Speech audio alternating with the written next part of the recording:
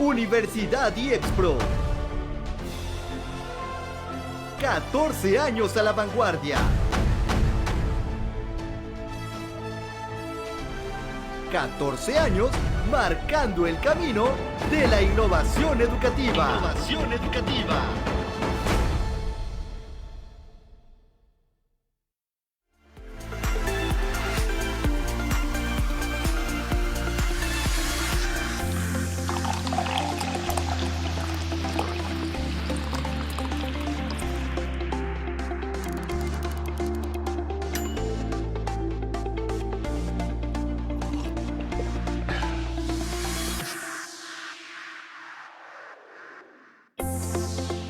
Nuestros invitados del día son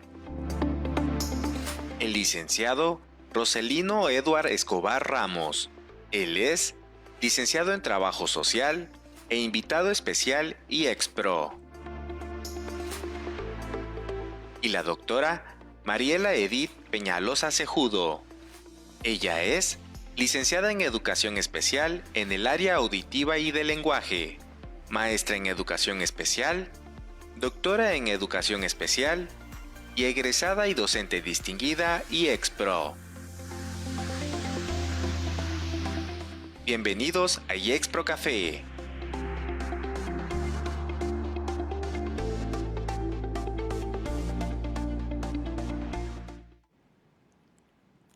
Hola, buenas tardes. Un gusto poder estar con ustedes el día de hoy. Soy Fernanda Trujillo y el día de hoy estaré con ustedes acompañándolos en este IEXPRO Café. Tenemos un tema realmente interesante y que es el lenguaje de las manos, una comunicación extraordinaria. Sabemos que el lenguaje es muy complejo, que es un amplio panorama que nosotros podemos ir construyendo desde pequeños hasta toda la vida, pero en sí el lenguaje nos va a permitir no solamente poder comunicar, poder expresar emociones, pensamientos e ideas.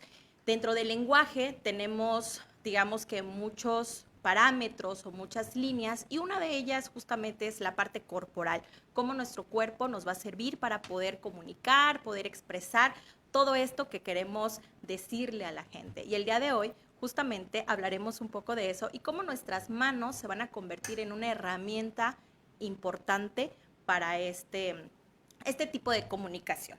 El día de hoy contamos con dos panelistas que tienen una amplia trayectoria en el trabajo en lengua de señas mexicanas principalmente y con personas sordas.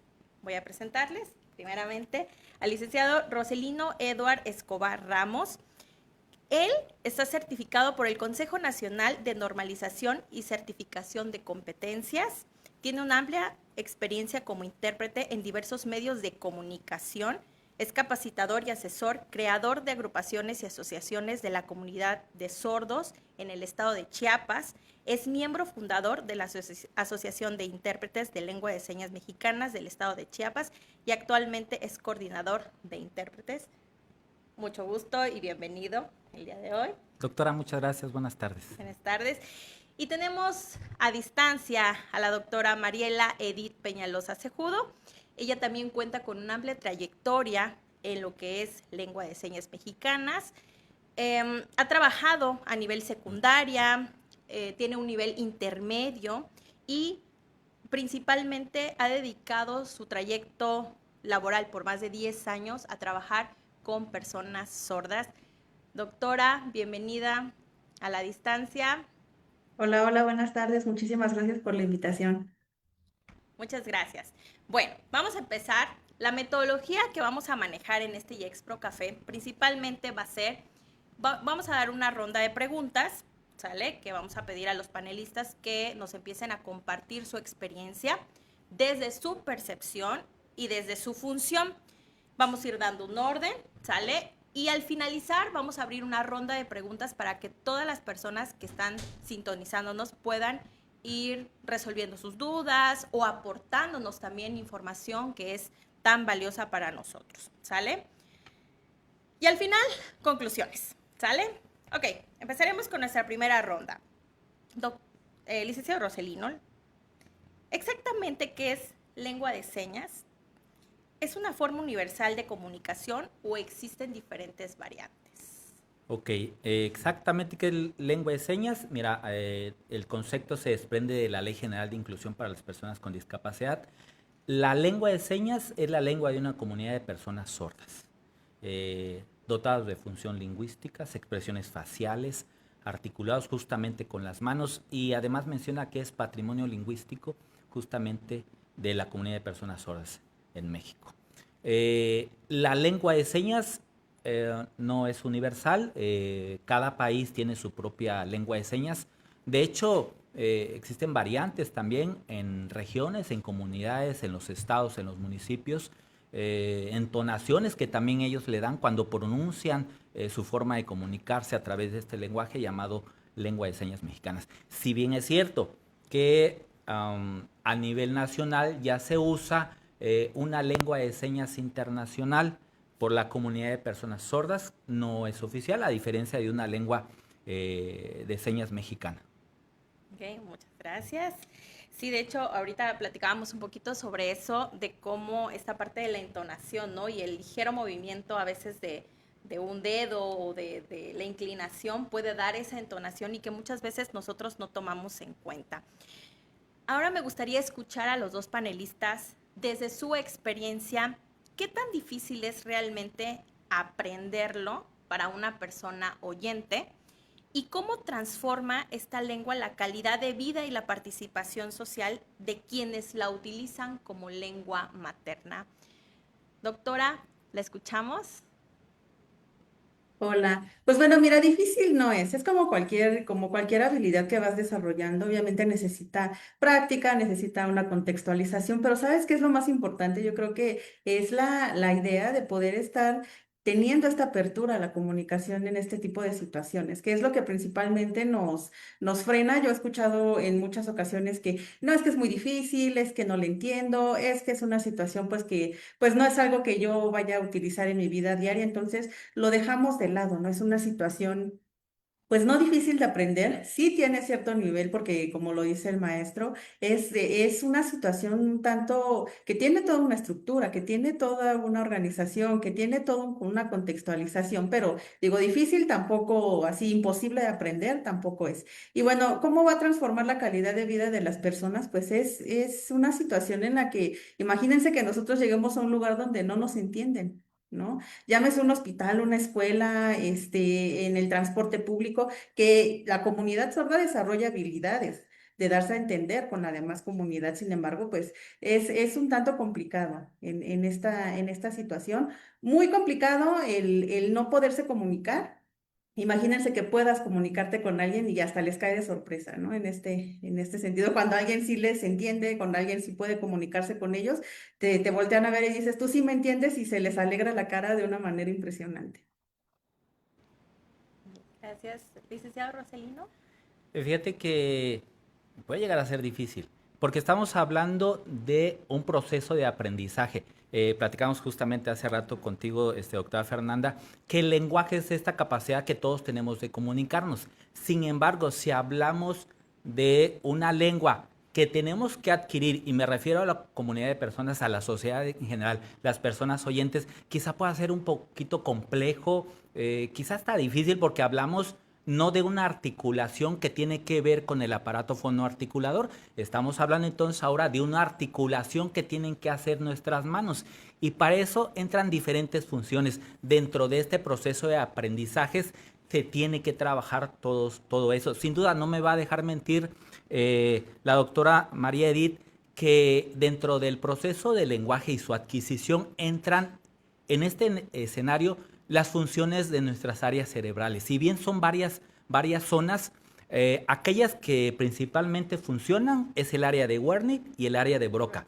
Hablamos de cuando se codifique y decodifique este mensaje, que tenga que haber una buena comprensión de lo que estamos adquiriendo. Y por supuesto, si hay una buena comprensión, hay una lengua de salida con la que articulamos. ¿Cuál es? Nuestras manos. Al igual que el aparato fonoarticulador que entra a la respiración y todos estos elementos que articulan en este momento mi voz, en lengua de señas también hay fonéticas, también hay pronunciación, y por eso menciona la ley que justamente con este lenguaje de las manos, con esta lengua de las manos, también hay otros referentes o marcadores como la mirada intencional, las expresiones faciales, y van justamente acompañados de funciones lingüísticas, porque no solamente es la pronunciación que hacemos de las manos, con las manos, sino también estos referentes en nuestro cuerpo que van marcando este orden lingüístico, porque cuando se comunican las personas sordas, no lo hacen con vocabulario, como nosotros. Cuando nos comunicamos no estamos solamente, ahora sí, yo me llamo Roselino Eduardo Escobar Ramos, no tenemos esta expresión,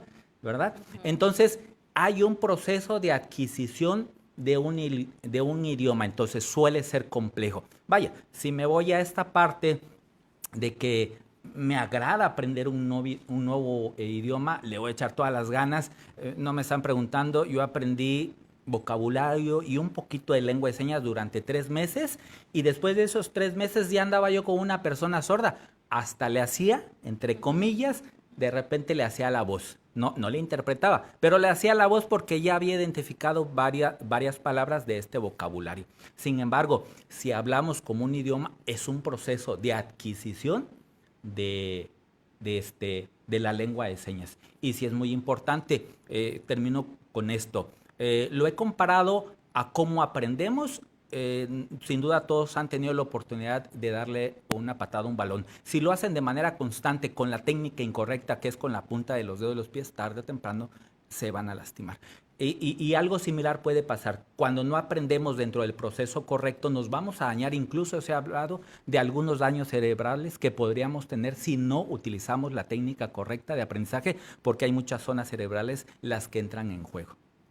Sí, entonces esto podría venir siendo sí como un idioma más, como aprender inglés, como aprender cualquier idioma, y podría ser hasta complejo, ¿no? Para nosotros, porque nosotros utilizamos muchos modismos. Entonces, al momento de hacer los modismos, me ha tocado ver que muchos quieren expresar tal cual, ¿no? Decir, no sé, en la mesa está la manzana roja, cuando realmente la estructura gramatical pues va a cambiar, ¿no? Y esto creo que sería lo complejo, ¿no?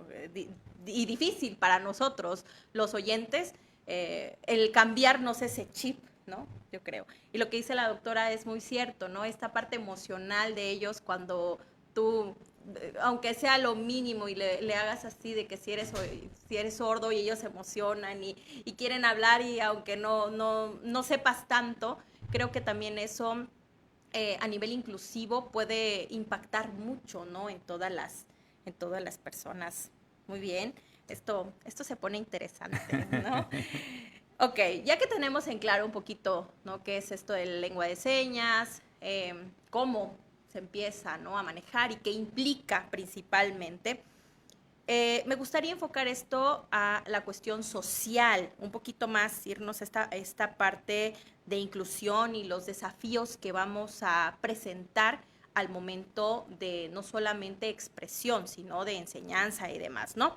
Entonces, nosotros como sociedad, más allá solamente de la comunidad sorda, de integrar de manera efectiva la lengua de señas mexicanas en espacios cotidianos, como educación, las artes, los medios de comunicación, ¿qué beneficios concretos aportaría esta mayor visibilidad para todos?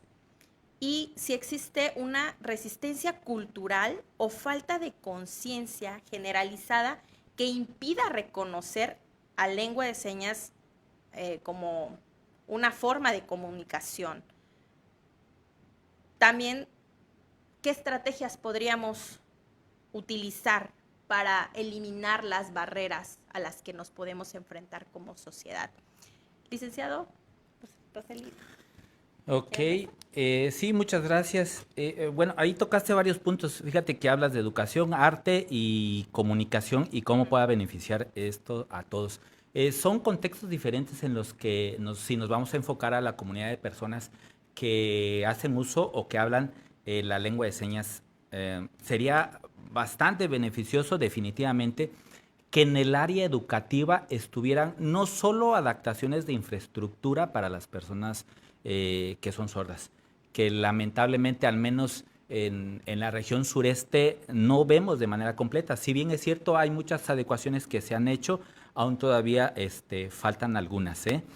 Pero lo más importante, si hablamos del área educativa, en el contexto de la academia, vaya, en la que el maestro, la maestra, es la que enseña a sus alumnos.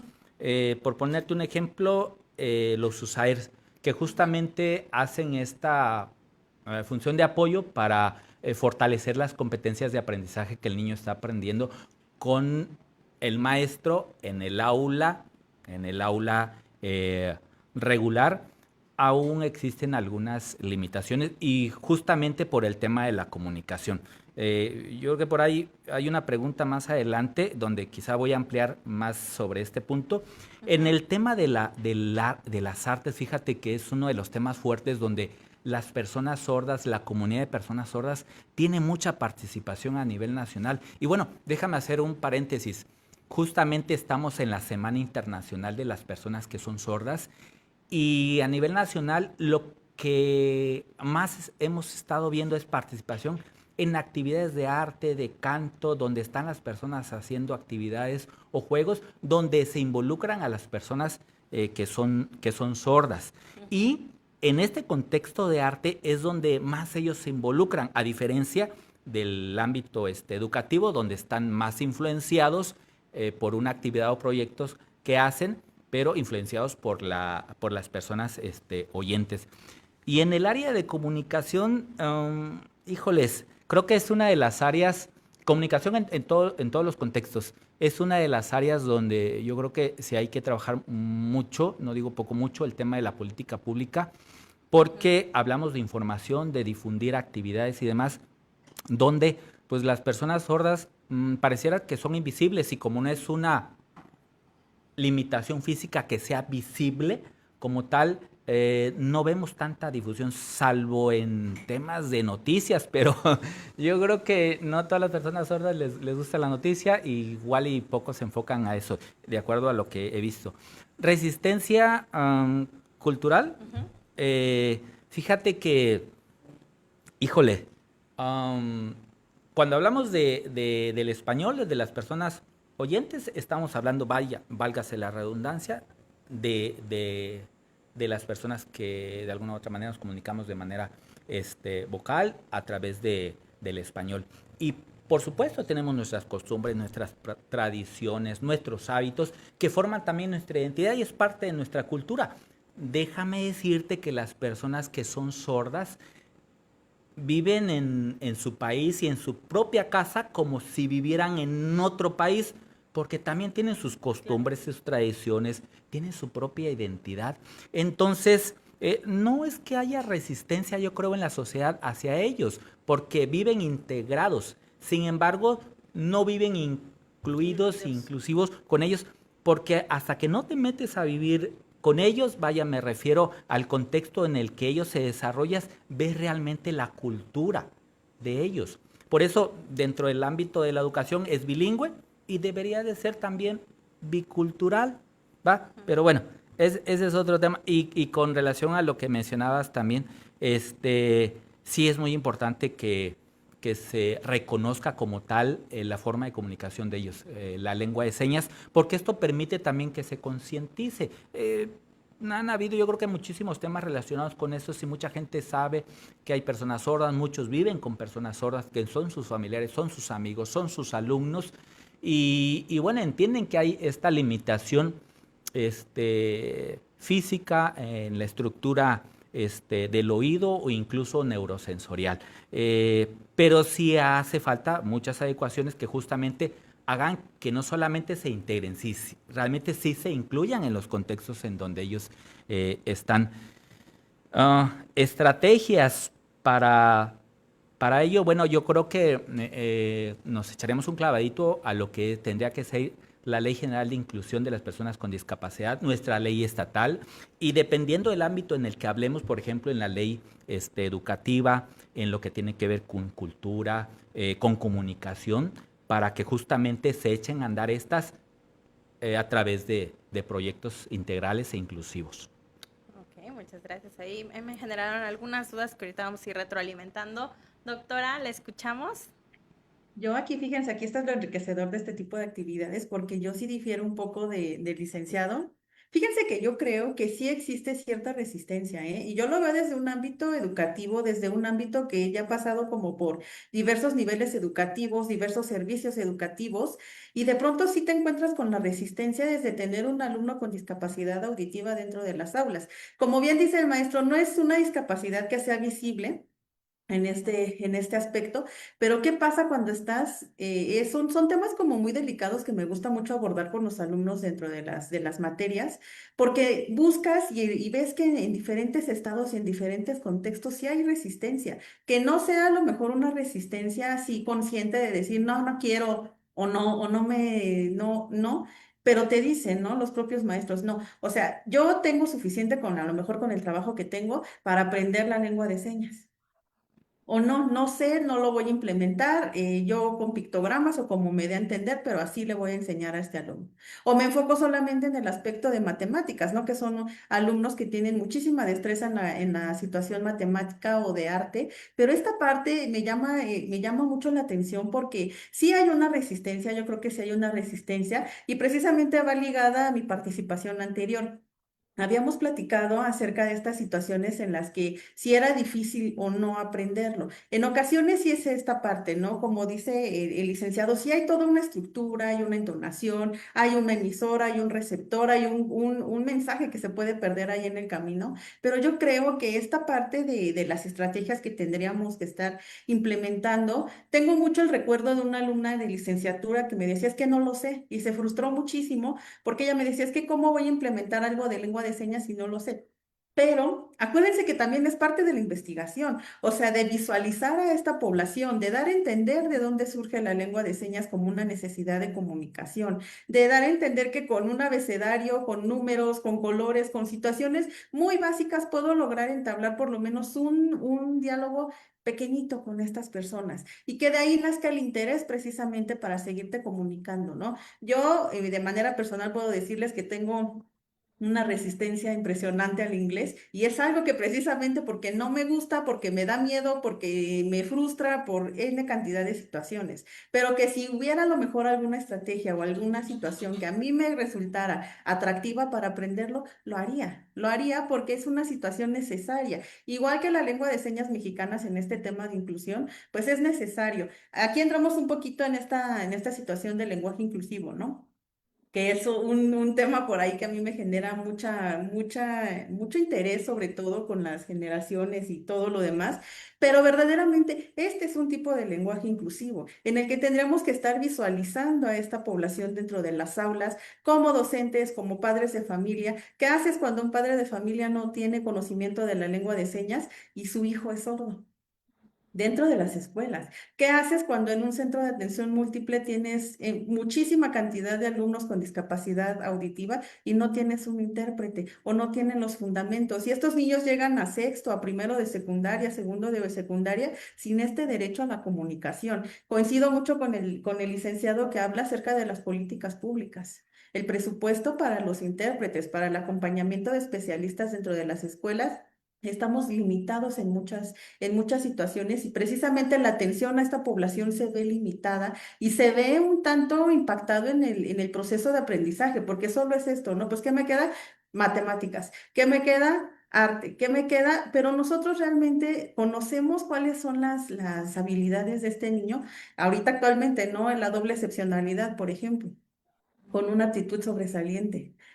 ¿Cómo descubres que un niño sordo tiene una actitud sobresaliente si no le estamos brindando precisamente esta herramienta de comunicación pero tan necesaria? Entonces, creo que sí, lejos de llevarnos más a una situación de a fuerza la lengua de señas, creo que sí es visualizarlos desde los conceptos, que se les sigue diciendo sordomudos, que todo este tipo de situaciones, me parece que es importante desde los aspectos sociales ir vislumbrando qué es lo que queremos para esta población y sí darlos a notar, porque te dicen, bueno, si es sordo no escucha y hasta ahí me quedo, ¿no? Como una persona que no escucha, pero ¿qué más puede darte esta persona en aspectos comunicativos?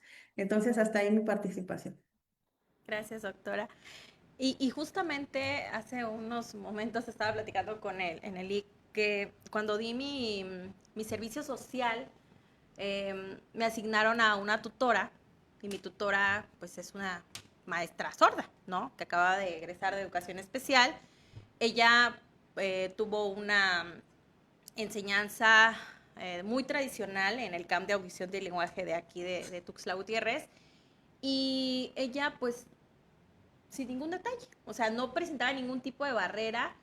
El problema éramos nosotros, ¿no? Ella al momento de llegar a su nuevo centro de trabajo, todos así como, no, no, no, no queremos, lo que dice la doctora, ¿no? O sea, no queríamos trabajar con ella, no querían, y entonces creo que a veces es un reto, ¿no? Como oyente, trabajar con ellos, porque tal vez no tienes el dominio, no tienes como tal el conocimiento que implica muchas cosas y que al final como decía, ¿no? Cuando ya estás inmerso en esa comunidad es completamente diferente, ¿no? Yo agradezco mucho a Lali Caro cuánto aprendí de ella justamente en ese momento y que me enseñó esa parte, ¿no? También la visión desde el reto y la resistencia de ella como sorda de decir, pues no me estás dando el acceso a mí, ¿cómo quieres que yo te dé el acceso? Entonces mejor ella también marcaba una barrera muy grande. Entonces creo que eso no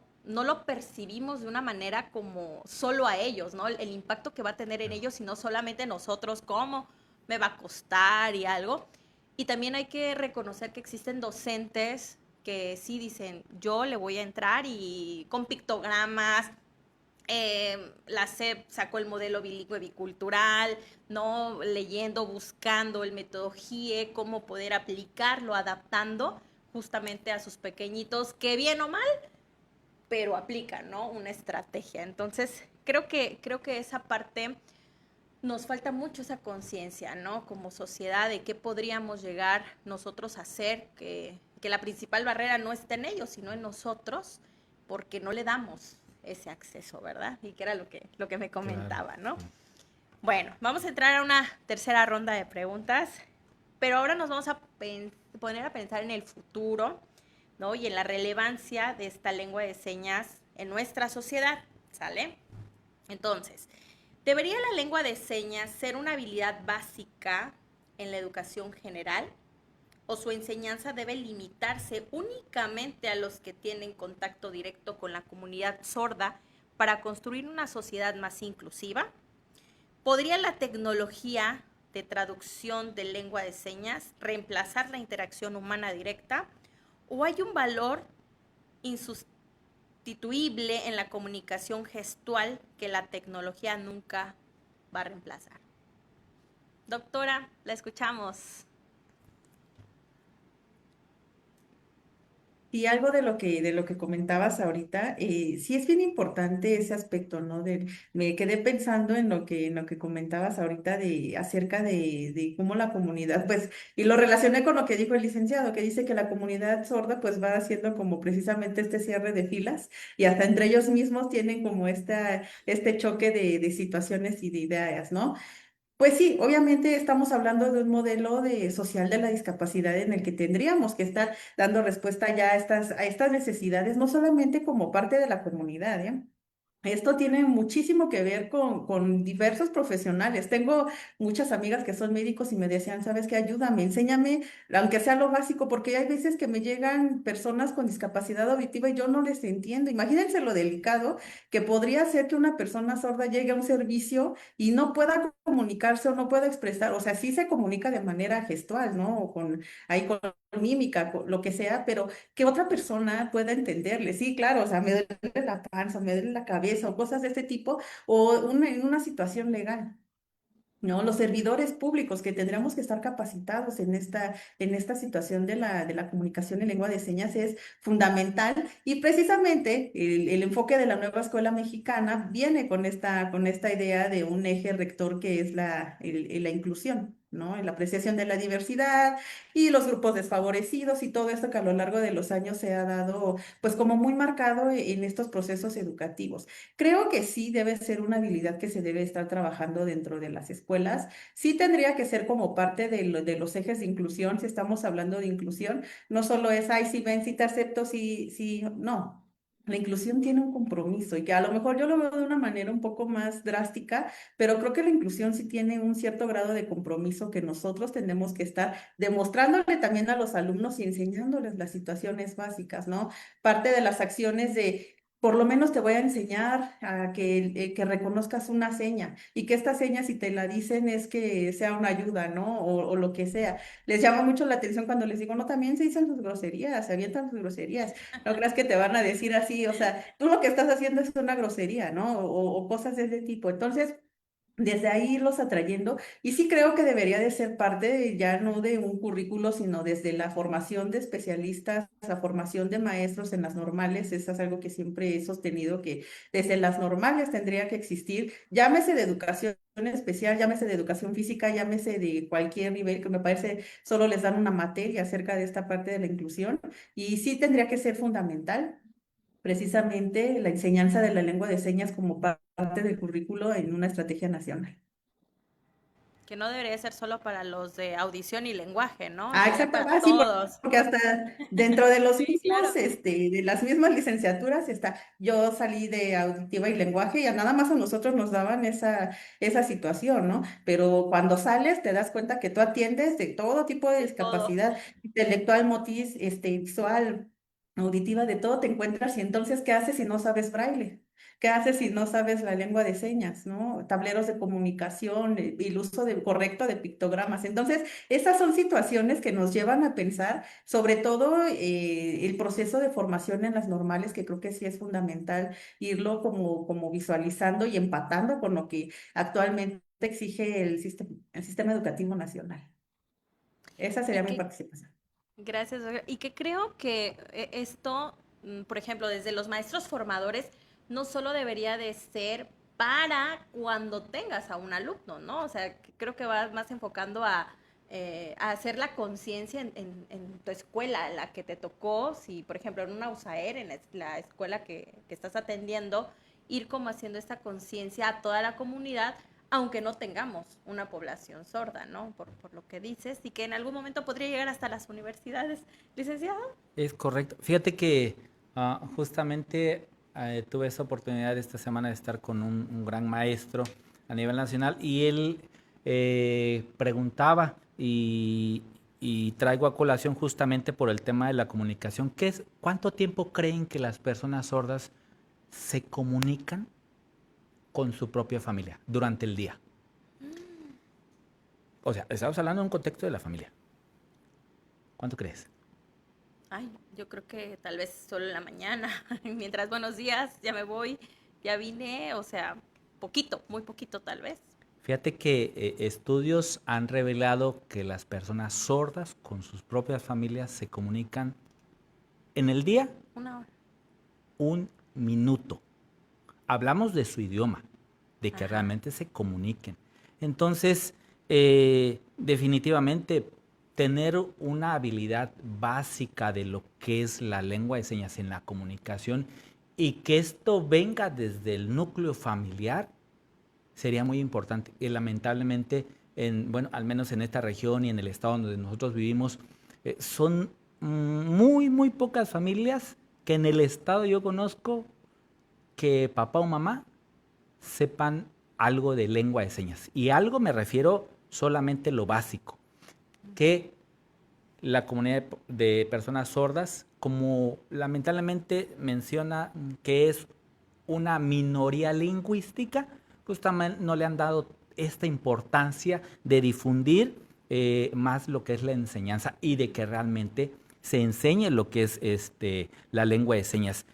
Considero que también va a depender del contexto en el que se desarrollen ellos, donde haya una comunicación por lo menos básica. Pero si hablamos que definitivamente sí o sí viven dentro de nuestra sociedad, una comunicación básica, ¿a qué nos referimos? Solamente a saludar, a preguntar cuántos años tienes, dónde vives, quién es tu papá, quién es tu mamá, o llegar a realizar un trámite y sabes qué trae estos requisitos. Pero cuando van en este contexto, por ejemplo, a hacer un trámite, ellos tienen dudas. ¿Voy a traer copias? ¿Cuántas? Necesito que me acompañe fulanito, sultanito. Bueno, y ahí ya estaríamos hablando de que por lo menos en un nivel intermedio se sepa lengua de señas. Y estamos hablando de un contexto de la gramática de la lengua de señas. Entonces, esto implicaría justamente de que la Ley General de Inclusión para las Personas con Discapacidad realmente se eche a andar. Porque mientras no se echen a andar el contexto de la ley, no se implementan acciones que realmente vayan enfocadas a apoyarlos a ellos en el tema de la comunicación en diferentes contextos.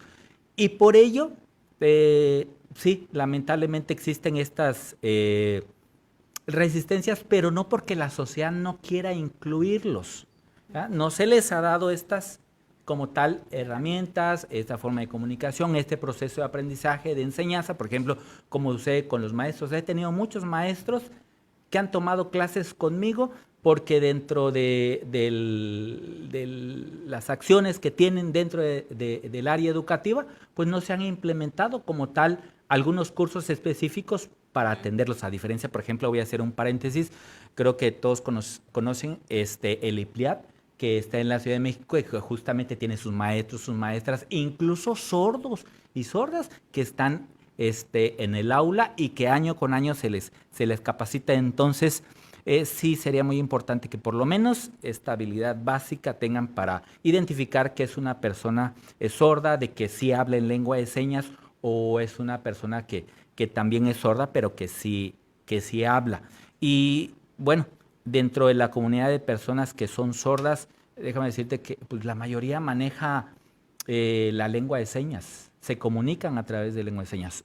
No todas las personas sordas lo hacen, es cierto, porque también algunos de ellos tienen resistencia justamente a la aceptación de hacer uso de una lengua oral, y esto ha sido, una lengua de señas, porque han estado muy influidos por el contexto en el que se han desarrollado, y uno de los primordiales justamente ha sido la familia, donde, a ver, no, es que tú sí hablas, a ver, dime mamá, dime papá, pero cuando le dicen mapa, mamá, papá, mapa, entonces ahí encuentran de que sí es importante que ellos aprendan su idioma. Me ha tocado varias experiencias donde personas sordas no les gustaba lengua de señas. Empezaron a aprender lengua de señas y hablan muy bien en lengua de señas porque es justamente el medio a través de que se expresan sus emociones, que expresan su vida. Viven una vida como nosotros, normal, tal cual. Y por supuesto, concluyo con esto. La tecnología, definitivamente la gramática de lengua de señas no solamente es la comunicación articulando las manos, sino expresiones faciales, movimiento corporal. Tienen un orden gramatical y hasta ahorita, al menos la tecnología no ha logrado hacerla. ¿Qué pasará en el futuro? Desconozco, pero yo lo veo bastante complejo de que sustituya la tecnología lo que es la habilidad de comunicarnos con este lenguaje. Puede sorprender con tanto que hay ahora. Sí, de hecho, lo que mencionaba, a lo largo de mi trayectoria como maestra de educación especial, del 100% de alumnos sordos, creo que el 85% sus padres son oyentes y no se habla esto en casa. O sea, no manejan. Porque no, yo no voy a aprender, ¿no? Una mamá una vez me dijo, yo no voy a aprender porque él me entiende como yo le estoy hablando, ¿no? Y entonces, pues en la escuela era una cosa y en casa él se tenía que adaptar a la mamá porque la mamá no iba a aprender nunca eso, ¿no? Entonces, también esto, ¿no? Qué impactante para ellos estar como en estas dos situaciones. Pero bueno, hablábamos de políticas públicas y vamos a ir concluyendo. ¿Qué políticas públicas o iniciativas sociales son indispensables para que la lengua de señas sea reconocida y florezca como un pilar fundamental en la comunicación en todos los ámbitos, logrando una verdadera equidad lingüística y nivel global? ¿Será que realmente estamos listos como sociedad para utilizar lengua de señas como un puente de conexión en cada esfera de la vida, más allá de la discapacidad? ¿Y qué nos faltaría para lograrlo? ¿Licenciada? Híjole, definitivamente si hablamos de políticas públicas, retorno a lo que es la ley que hay, porque justamente es lo que se echa a andar de acuerdo a lo que tengamos en la ley. Sin embargo, también hay que pensar un poquito que llega en su momento a ser también subjetiva, como la interpretamos, porque la ley dice que es patrimonio lingüístico la lengua de señas, pero realmente estamos viendo, y es una pregunta que la dejo al aire, realmente estamos viendo que se han implementado proyectos, acciones que realmente haya lengua de señas, que realmente se incluyan a profesionales que son sordos. En el estado hay varias personas sordas que tienen una licenciatura y en diferentes áreas. Hay chef, hay ingenieros, hay maestras, hay maestros en educación especial y que muchos de ellos no están aquí, se fueron a otro estado porque aquí no hubieron las oportunidades. Si me voy dentro de estas políticas al tema de la inclusión laboral, justamente la semana pasada estuve en Comitán en una reunión de personas con discapacidad y llegó un maestro, es maestro sordo y desarrolló muy bien el habla. Es sordo, pero sí me habla muy bien y me adquirió muy bien el español. Me habla un 95% el español. ¿Y qué creen? Trabaja de limpieza ya durante muchos años. Aquí en Tuxtla hay una maestra, de algunos que conozco, hay una maestra de educación especial, se graduó de la Normal del Estado, su área es intelectual y actualmente trabaja en una empresa de papelería, para no meter el golazo el nombre.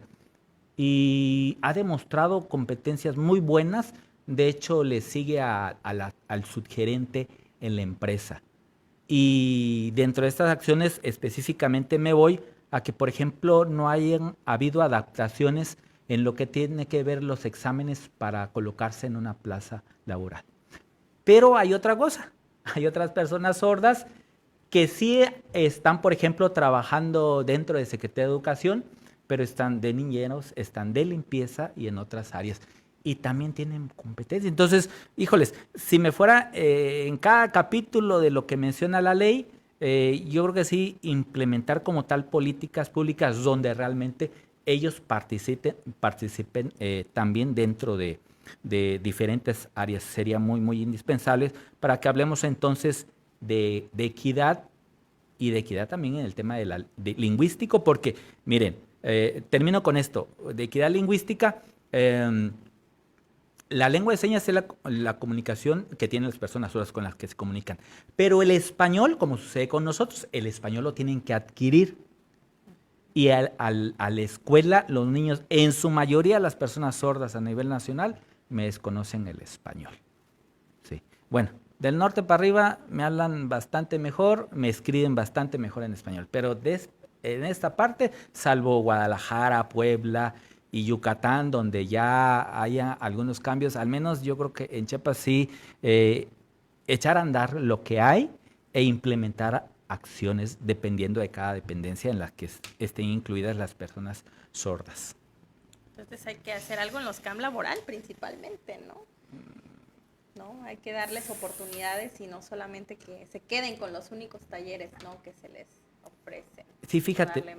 Fíjate que si hablamos de manera específica del área académica del escolar, por ejemplo, del CAM, los maestros están muy bien preparados dentro del área académica para enseñar a los alumnos. Pero no sé qué ha pasado. El alumno sordo que quiere seguir aprendiendo lengua de señas, que ya aprendió dentro de su familia, se enfrenta al área académica a aprender, pero el material no está adaptado para las personas sordas. Pero tampoco terminan en la primaria y ya se van a la secundaria y todavía no han adquirido el español. Lectura, sí, pero comprensión lectora no. Solamente palabras. Se aprenden jugar, yo juego, tú juegas, él juega. Y lo dicen, yo jugar, él jugar, tú ve jugar con él. No aprenden esas conjugaciones de la adquisición del español en la gramática del español. Para ellos es un reto, como para la sociedad aprender lo que es lengua de señas. No, esto sí es algo muy complejo y demasiado interesante. Doctora, ¿qué piensa usted? Estoy escuchando ahorita y sí es esta situación. Me parece que políticas públicas hay, o sea, como lo dice el licenciado Roselino, sí, sí hay políticas públicas. Sin embargo, creo que el área de oportunidad está en la implementación porque cuando tú lees la Ley General de Educación, el artículo tercero constitucional, los nuevos programas de estudio, te abre un panorama y dices, sí, o sea, en el texto existe.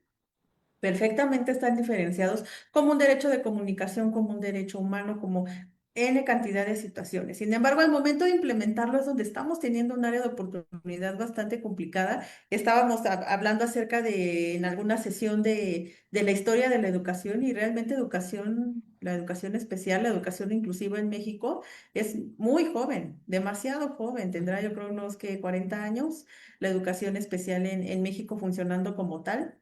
Entonces, y más el cambio todavía ahorita pedagógico, ¿no? Se enfocaba en un aspecto meramente clínico y de rehabilitación y otro tipo de situaciones, pero ya viéndolo desde un aspecto pedagógico, sí es una situación muy joven realmente. Creo que a veces las políticas son demasiado ambiciosas para los recursos que existen realmente destinados sobre todo a las prácticas educativas, a las situaciones de formación docente, a las situaciones que están destinadas a la educación. Creo que sí existe la legislación, sin embargo, no se aplica como debe de aplicarse.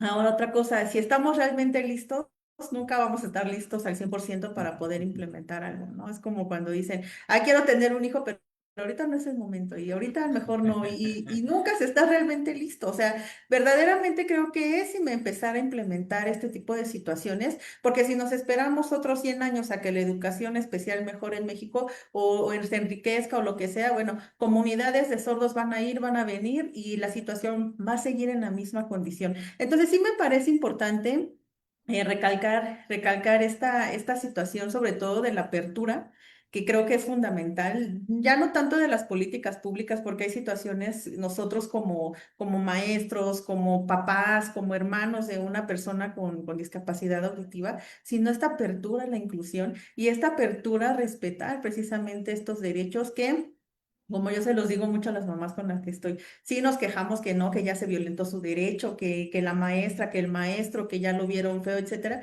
pero hay que analizar también desde nuestra propia perspectiva, desde nuestra propia situación, qué tanto estamos vulnerando nosotros mismos también los derechos de estos niños, que de por sí ya tienen una situación en la que decían ahorita, ¿no? Ellos se tienen que adaptar. Tienen que adaptarse ellos, porque al final la mamá decía, pues que se adapte, ¿no?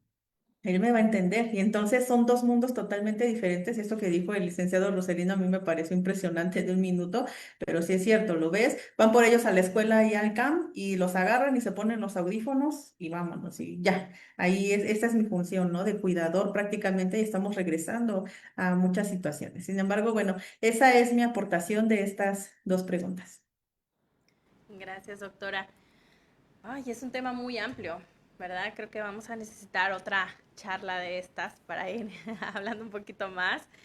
Y pues bueno, quiero agradecer las participaciones hasta ahora en esta ronda de preguntas y creo que nuestro público ha hecho algunas preguntas ahí. Henry, ¿sí? Ok, perfecto. Em, Vamos a ir leyendo dos preguntitas. Raúl Montes Arteaga nos pregunta, ¿existen diferencias entre LSM y otras lenguas? ¿Quién quisiera contestar? Sí, bueno, lo puedo decir ya el maestro Roselino podrá un poquito más profundizar, pero sí existen unas diferencias, ¿no? Cada país, cada comunidad, cada colonia tiene una forma diferente de comunicarse en este sentido, ¿no? Es como los acentos. ¿No? Escuchen el acento, por ejemplo, mi acento, el del maestro, el de los de Yucatán, el los del norte, etcétera, etcétera. Entonces, sí, cada uno le da una entonación, como lo que decía el maestro, una forma de designar la lengua de señas americana. Cada país tiene también su propio vocabulario, entonces sí hay una diferencia. Maestro, no sé usted si quiera profundizar un poco más. Sí, Raúl, muchas gracias por tu pregunta. Hablo de dos contextos.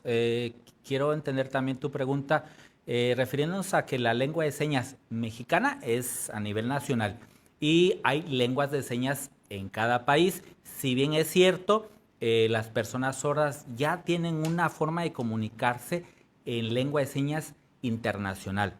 Ahora bien, voy con el otro contexto. Hablando de la lengua de señas mexicana, tiene sus variantes, definitivamente, tiene entonaciones, nos referimos, le mencionaba hace rato a la doctora Fernanda sobre la configuración de la letra G y del número 7 y lo hacía de esta manera, creo que me ves en pantalla. Hay una ligera variante y esto es pronunciación, la inclinación ligera que tiene mi mano para el número 7 y la letra G. Lo cierto es que dentro de estas variantes que puedas encontrar en el aprendizaje de la lengua de señas, uno, o lo aprendes o lo aprendiste en un curso de lengua de señas con una persona oyente o estás aprendiendo con una persona sorda.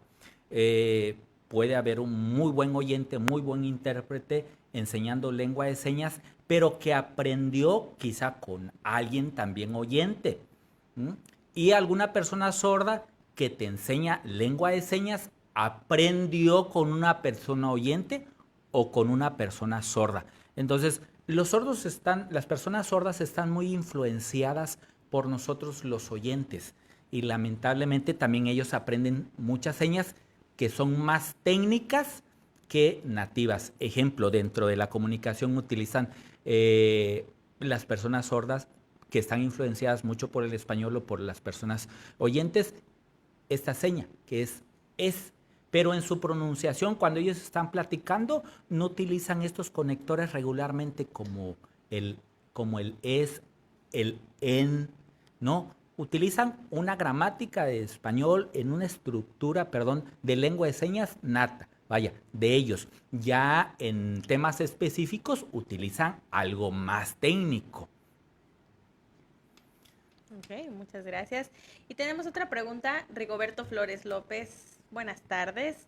¿Qué opinan los panelistas sobre los avatares con inteligencia artificial que interpretan y enseñan lengua de señas? Una pregunta muy interesante. ¿Qué piensan? Yo creo que toda la tecnología siempre va a ser funcional.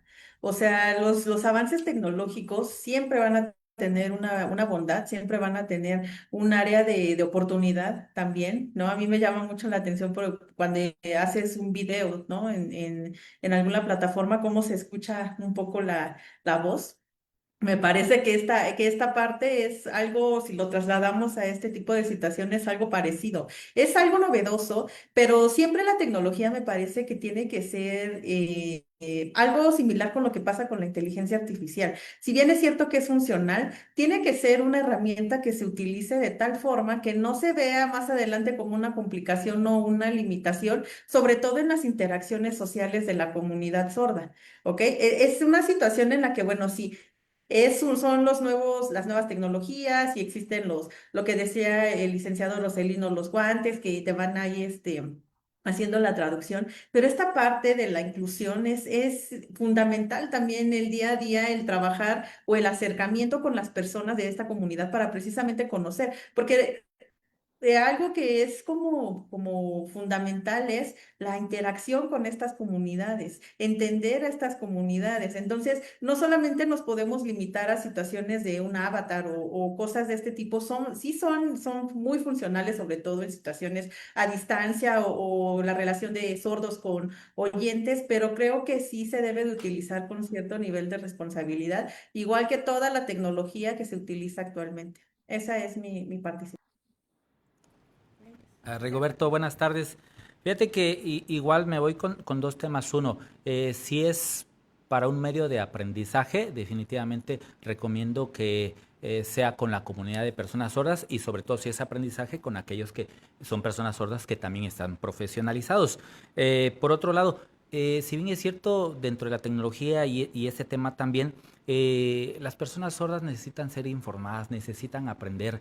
Y lo cierto es que a nivel nacional no hay muchos intérpretes y sobre todo que sean profesionales para informar a la comunidad de personas sordas. Entonces, yo creo que utilizándolo de manera equilibrada y por supuesto que va de la mano que lo que veamos en otra forma de aprendizaje, como lo que es un avatar, pues también no dañe lo que es la lengua de señas, porque lamentablemente dentro de estos temas no se hacen configuraciones correctas de la lengua de señas y hay otros referentes que entran dentro de lo que es la lengua de señas. Entonces habría que, yo creo que analizar bien si se está realizando bien las señas y cómo lo podrías comprobar, Rigoberto. Bueno, de que si tienes a alguien, alguna persona sorda, pues asesórate. O sea, ¿realmente está haciendo bien la seña? ¿Es incorrecta? ¿Está bien? ¿Está marcando bien este referente o no? Y bueno, entonces yo creo que ahí sería decisión ahí de usarlas o no. Hasta podríamos, si un avatar utiliza correctamente toda la estructura, se podría utilizar como una herramienta, ¿no? De aprendizaje. Puede ser para los sordos o para nosotros los oyentes que estamos muy familiarizados con videos, reels y eso. Sería más práctico, ¿no? Todavía que ver un video con algo concreto y lo aprendo y listo, ¿no? Sí, ¿Podría ser una herramienta? sí, fíjate que yo no me resistiría a eso. El punto aquí es que, te pongo un ejemplo, en un escenario donde enseñamos, por lo general yo siempre lo hago con una persona que es sorda. No me quedo solito en el aula enseñando. ¿Por qué? Porque incluso a los alumnos les digo, a ver, Fernanda es sorda, va a estar conmigo en el aula y nos va a enseñar tal vocabulario.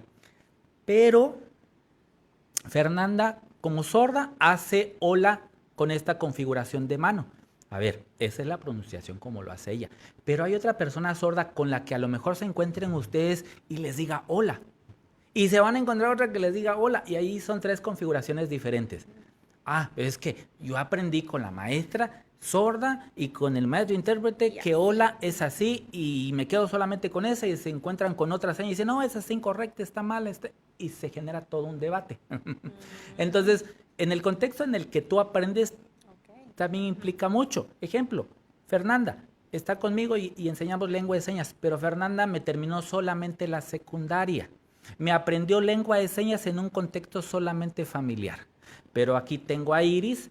Iris es maestra en educación especial. Iris aprendió lengua de señas sí con la familia, pero posteriormente Iris se ha ido profesionalizando con otros cursos.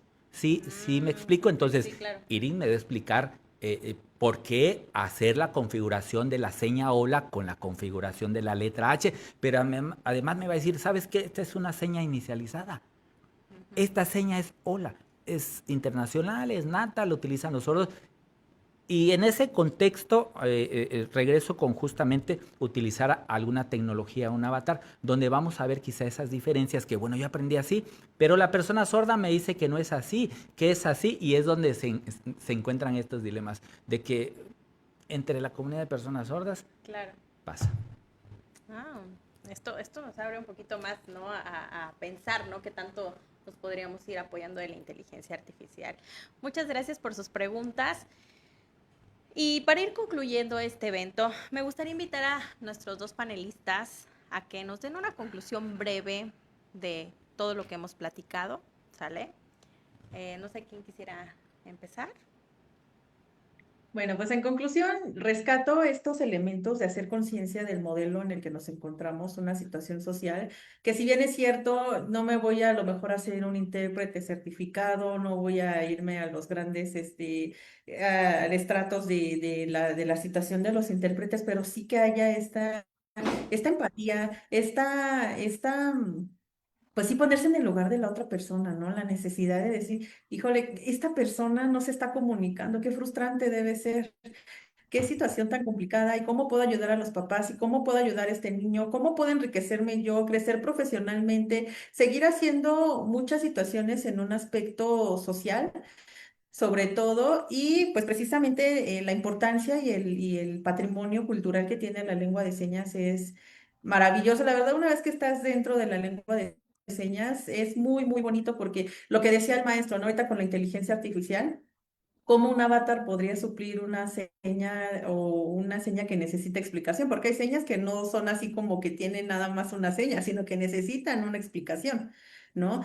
Conceptos abstractos. ¿Cómo un avatar podía explicarte un concepto con tal nivel de abstracción? Entonces, sí es importante, yo invito a todos los que estén viendo este live a que se acerquen, o sea, se acerquen a comunidades sordas, a que tengan esta intención de comunicarse, de aprender aunque sea lo fundamental, sobre todo aquellas personas que se encuentran pues en el día a día con interacciones sociales que somos todos. Entonces sería imposible que alguien no tuviera este acercamiento con alguien, al menos alguna vez en nuestra vida tendríamos que coincidir con una persona sorda. Entonces esa es la conclusión que yo tengo, brindarles esta invitación o ofrecerles esta invitación a que pues tengan el interés acerca de la lengua de señas mexicana. Gracias. Gracias, doctora. Licenciado. Eh, pues yo creo que definitivamente no están cerrados, hay áreas de oportunidades para las personas sordas y muchas, y bueno, nosotros como oyentes siempre influimos en esas. Yo creo que integrarlos sería por lo menos un buen paso. El tema de la inclusión implica muchas acciones que quizá ahorita sean pocas, pero sí son muy relevantes y muy importantes. Hay que aplaudir que muchos maestros y maestras en el área de educación especial, en el área de educación inclusiva, han ayudado a muchas personas sordas, y por eso hay muchas personas sordas que ya terminaron la licenciatura, que sí es cierto que hay algunas barreras a las que se enfrentan aún todavía, pero yo creo que si tratamos nosotros como sociedad de incluirnos, aprendiendo aunque sea poquito de lo que es la lengua de señas, aunque sea lo básico, leernos un poquito de lo que es la Ley General de Inclusión y ir aportando justamente a una sociedad más inclusiva. Así como nos dice, ir acercándonos más, creo que sería un honor para toda nuestra audiencia una seña. ¿Qué seña podrían ellos utilizar o algo básico que digamos, esto lo tienen que saber para poderse acercar o romper ese hielo con las personas de la comunidad sorda? ¿Qué seña podrían recomendarnos? Ustedes los expertos. Doctora, ¿quisiera iniciar? La básica, basiquísima, La cuando vas a llegas y te ver. acercas a una persona, el hola, la que decía el maestro, ¿no? El licenciado, hola, el cómo estás, saludos, por ejemplo, podría ser una situación, entonces ellos te van llevando. Yo creo que si una persona puede aprender el abecedario en ese sentido, a veces ellos, o sea, los sordos se esfuerzan, de verdad que se esfuerzan en comunicarse y le dices, es que no sé, y te empiezan a deletrear y entonces ya en este aspecto tú puedes comunicarte de cierta manera con ellos o pues simplemente con las situaciones gestuales, ¿no? Para mí sería el hola y desde ahí ellos ya se dan cuenta que más o menos sabes algo de lengua de señas. Cuando tú les dices hola, ellos se dan cuenta que tienes alguna noción ahí de la lengua de señas. Tienes la intención. Híjoles, fíjate que no la podría resumir en una seña, pero como es una discapacidad visual, auditiva, es una discapacidad invisible, por así decirlo. Cuando de manera espontánea nos topamos con una persona que es sorda, no lo identificamos hasta que le decimos, hola, buenos días. Y te dice, yo no. Si le dices la seña, ¿eres sorda? Desde ahí identifica que a lo mejor sepas algo de señas, ¿sale? Que ellos identifiquen de que, sabe o identificó que yo soy una persona sorda y no me está alzando más la voz o no está habla y habla, eres sorda. Y una seña que es muy básica, que es la de gracias. Gracias también. Creo que, porque desde ahí ya nos va a decir, ¿y tú también eres sordo? Y va a querer entablar una conversación. Entonces vamos a regresarlo, sí o sí. Por lo menos lo básico sepamos de lengua de señas. Y eso motiva mucho a las personas sordas que vean de que sabes por lo menos una seña. Y ellos te van enseñando lo demás. Gracias. Una vez unos sordos me comentaban, cuando yo estaba iniciando a aprender y quería, que te quieres comer el mundo, me decían, no usen los conectores, porque si tú sabes el alfabeto, deletréame la palabra que no sepas y te decimos cuál es, ¿no? Y yo, ok, entonces iba yo así como que intentando estructurar, pero eso creo que es muy bueno. Y pues bueno, quiero agradecerles a todos, nuestro público y principalmente a nuestros panelistas por haber estado en este IEXPRO Café. Y voy a dar lectura a nuestros reconocimientos. Otorgo el presente diploma al licenciado Roselino Eduard Escobar Ramos y a la doctora Iris Yamili Andrade Gutiérrez por su destacada y valiosa participación como ponente en el programa de IEXPRO Café, El lenguaje de las manos, una comunicación extraordinaria, realizado en las instalaciones de la Universidad IEXPRO en Tuxtla Gutiérrez, Chiapas, el día 25 de septiembre del 2025. Nos firma nuestra directora académica, la doctora Teresa de Jesús Argueta Castro. Muchas gracias. Le hago la entrega. Gracias. Y doctora Mariela, también le vamos a mandar a la distancia su reconocimiento. Y pues bueno, queremos recordarles también que nuestra Universidad IEXPRO ofrece una amplia oferta de programas educativos en licenciatura, maestrías y doctorados. Y claro que por supuesto de muy buena calidad. Y los esperamos para el siguiente IEXPRO Café, el día 23 de octubre del 2025, a las 5 de la tarde con el tema Salud y calidad en los alimentos desde la producción hasta el consumidor. Recuerden seguirnos en todas nuestras redes sociales y seguir nuestras transmisiones en vivo de todos nuestros programas. Agradecemos mucho y nos vemos pronto. Muchas gracias.